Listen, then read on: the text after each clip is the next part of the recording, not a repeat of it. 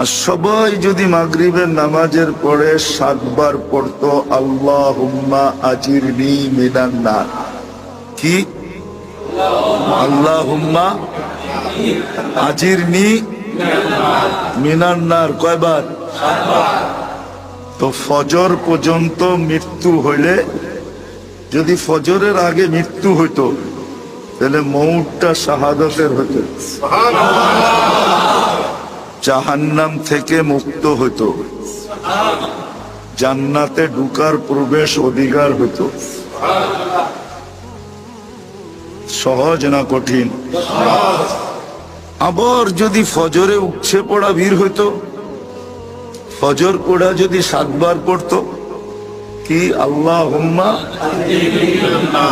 আজিরনি মিনান, কঠিন? কোনো কঠিন